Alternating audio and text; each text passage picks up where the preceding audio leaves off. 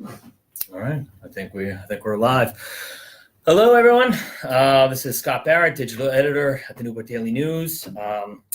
Put out a little kind of a questionnaire a little bit on social media. We're having a weekly interview series, and great response. Thanks to everyone who responded. Looking for our first guest. I thought it was timely to bring in Eric Cirella, head baseball coach at Salve Regina University. Eric, thank you for being the first guest here. Love being the guinea pig. And you will be. Sixth season with Salve.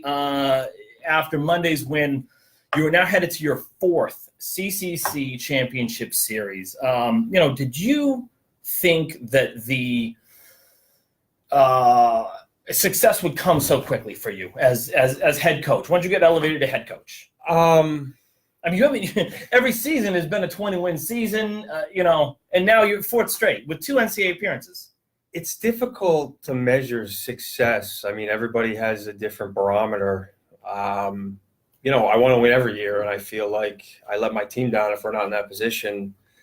But, I think around my third year, I felt like the pieces were in place, and certainly fourth year was the 36-win season, and we found a way to get back the last 2 years. It just being the model of consistency, I think, is one of those things that you want to bring to the table because it attracts kids to come to your school, and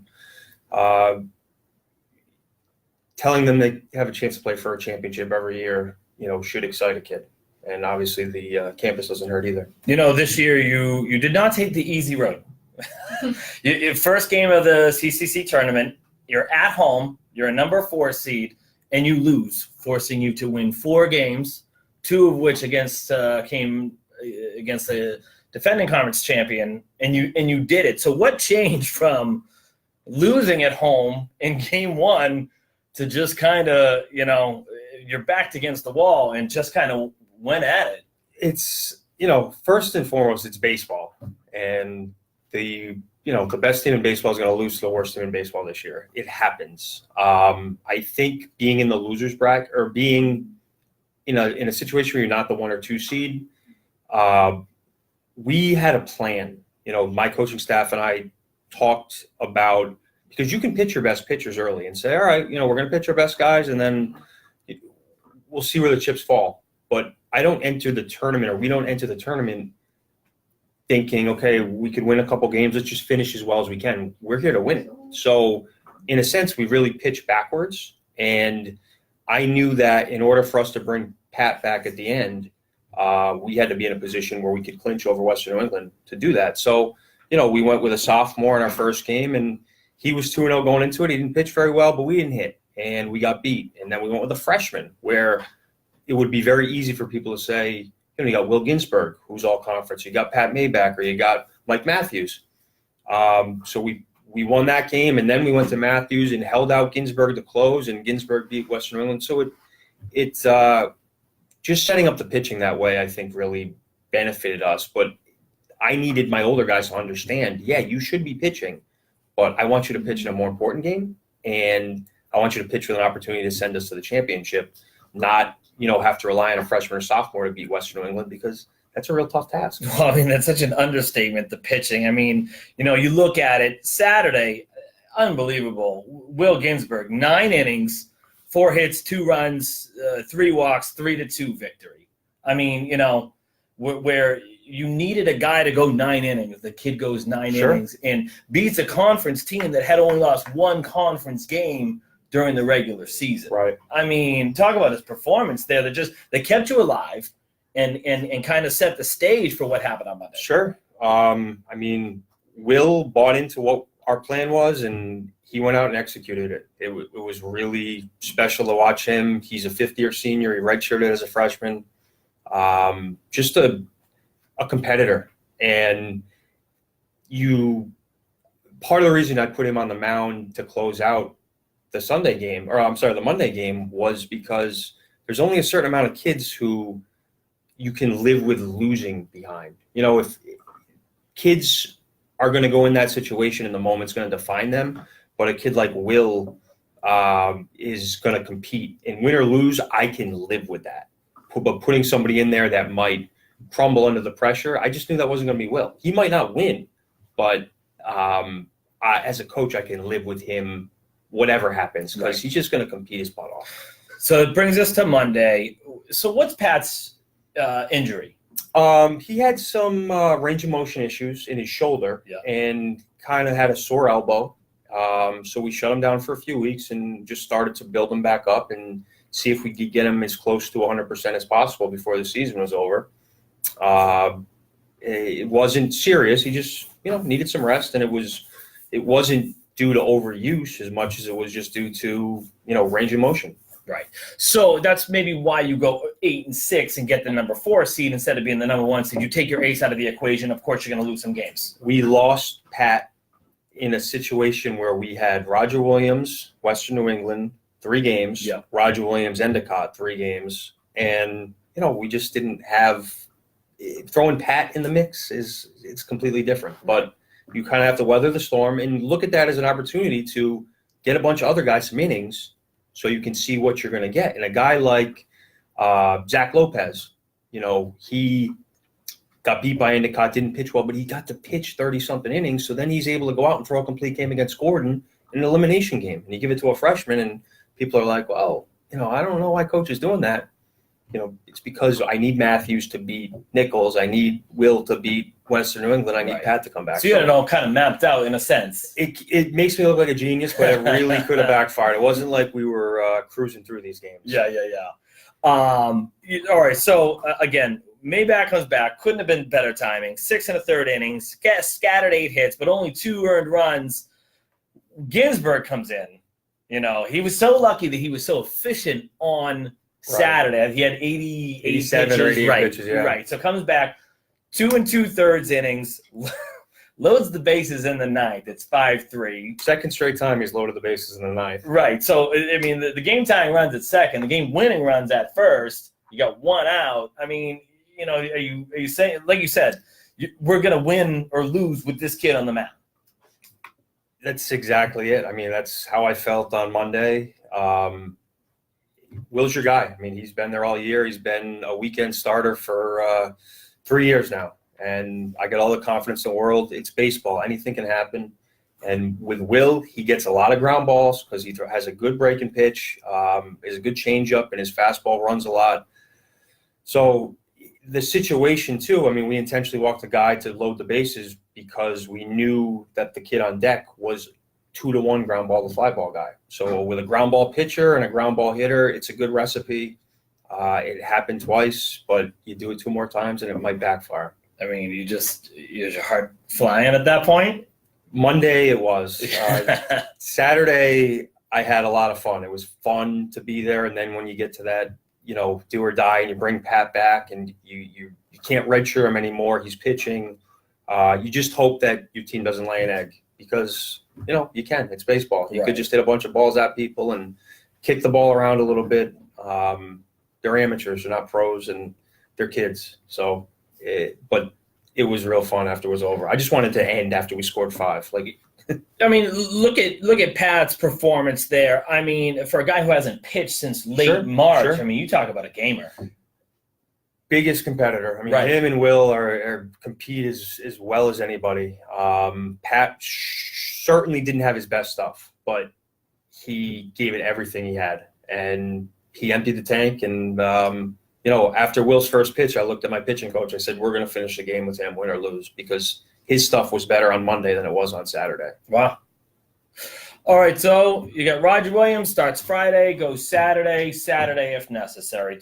So, you split 10-5. You won April 5th, lost 11-6 1 week later. These are big scores. These are – so, you got your pitching back. Yep. Are you expecting kind of a big offensive game, or are you – things kind of get tight in the playoffs, 3-2s, 4-3s. What are you expecting here? Well, we're very similar teams. They have some really quality starting pitching, and so do we.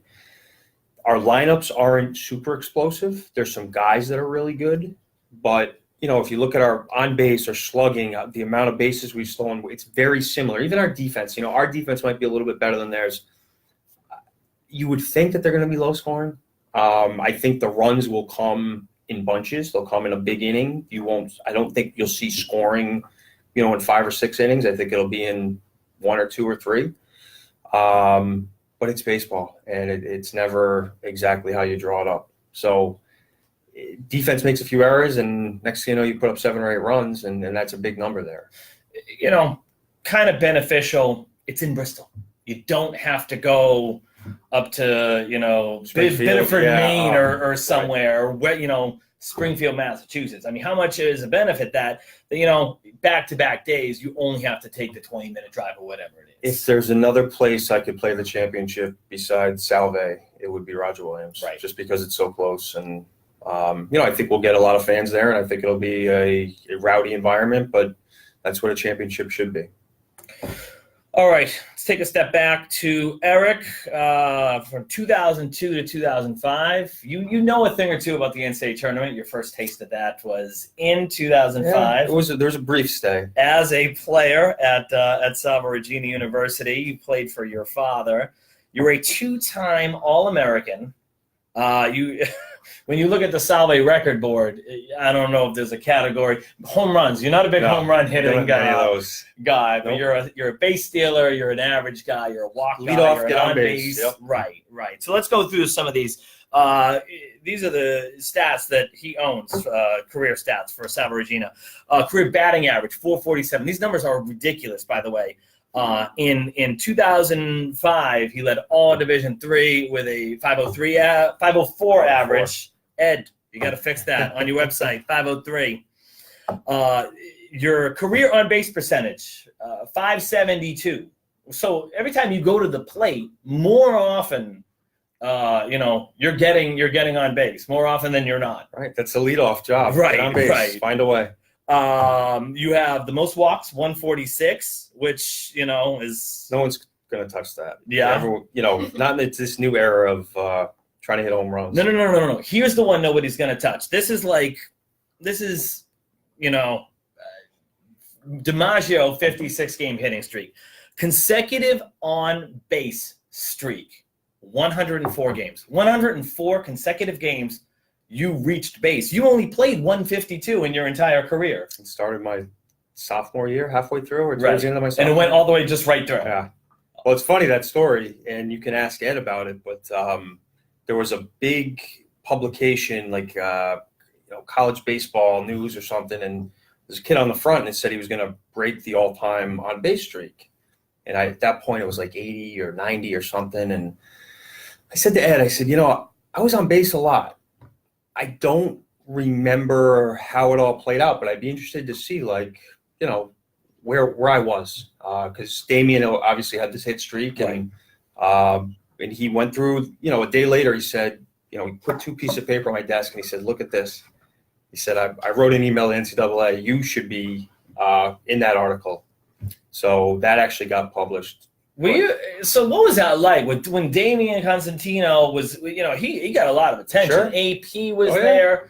I mean, when you look at 104, I mean, just from an impressive stat standpoint, that's pretty impressive. It's not as sexy as a hitting streak. It just doesn't have that appeal to it. And you're not breaking, Ventura's record as well. Who's with the Yankees. Yeah, exactly. And, that was perfect, and that was fun to watch. And going down to Florida and having news crews, and it's like normally there's 4 parents there, and all of a sudden you get interviewed by people you don't even know in publications you've never even heard of, talking about your teammate. It was just a fun ride. So Salve record, you are tied with Alex Perry, 220. Not anymore. Zach Smith passed that. All right, so I mean, they're starting to fall. It brings me to my question, though. So, do you want to recruit guys that are going to break all your records? Because that, obviously, is going to lead to success for you and your team. You can't have it both ways. Your records can't stay, and you can't build a winning program. They were made to be broken, and what I would tell Zach, I hope you're watching, Zach, but we can add up the games and divide, and I think I'd still have him in hits per game, or hits per at bat or something like that, because he got a lot more games played I can remember years when we played 31. Yeah. And Yeah. I think we played 48 2 years ago. So, Well, so after college, now this is the funny part. So you sign 2007. You sign with the Rockford Riverhawks of the Frontier League. Yep. It's an independent.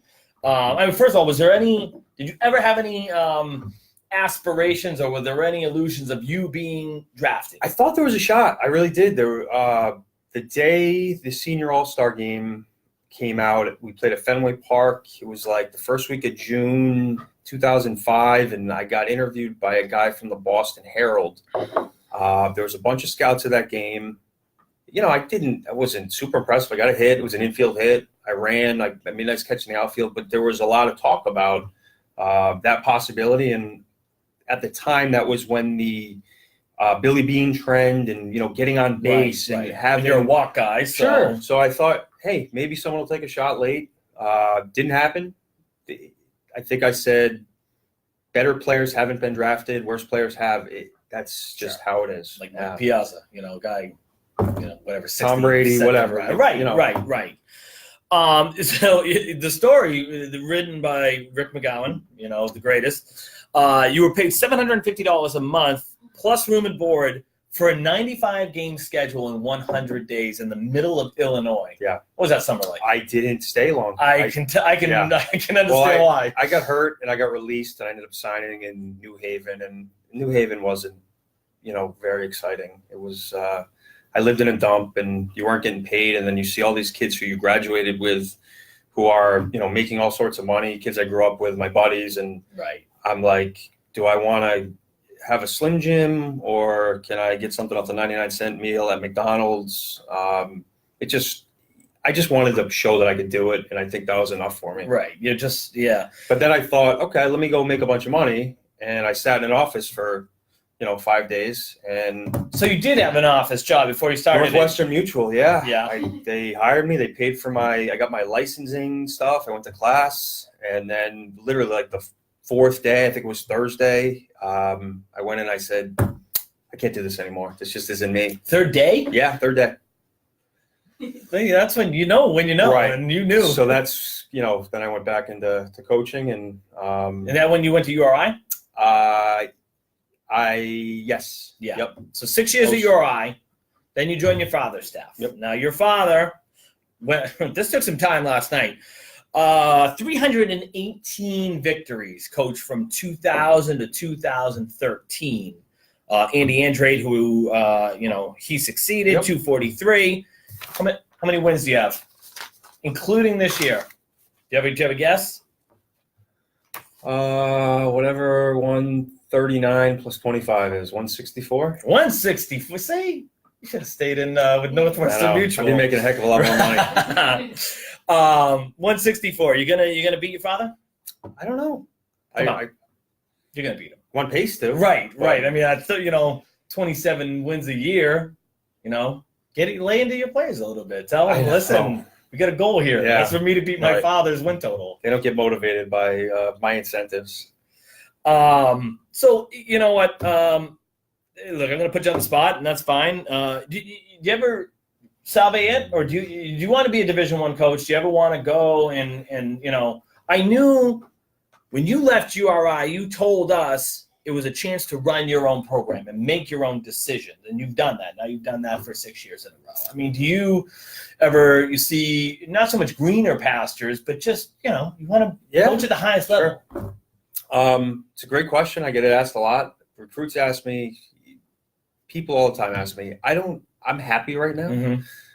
If Salve, you know, if they want to win and they want to continue to build this, because they have, and they've been receptive to field renovations and dugouts and backstops and fundraising and just, you know, building it. But if there's a point in time where I can't build anymore, then maybe.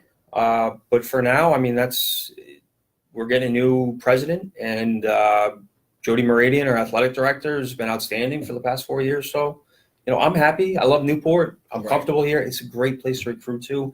And I really don't feel like I've reached the point that I want to get to, or the we're just really scratching the surface. I mean, we're just throwing out these 25-win seasons, and there's been one really good season, but who's to say we can't do that 2 or 3 years in a row, or play in a regional championship for a chance to go to a World Series? I mean, I would really like to, entertain those thoughts, and I just think we can keep building. It's been good, but has it been great?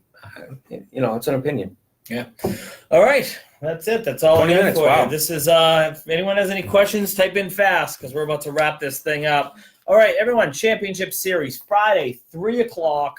Might be Saturday for 2, depending on the weather. I got to find that out, but it's supposed to be Friday, 3 o'clock. Friday, 3 o'clock for Game 1. Yep. Saturday at noon for Game 2, and then, if necessary, right after, 3 o'clock tentatively for that. All right. Well, this went pretty well. Eric, Thanks for having me. Thanks Appreciate for being the first Anytime. guest. Guinea pig. Very good guinea pig.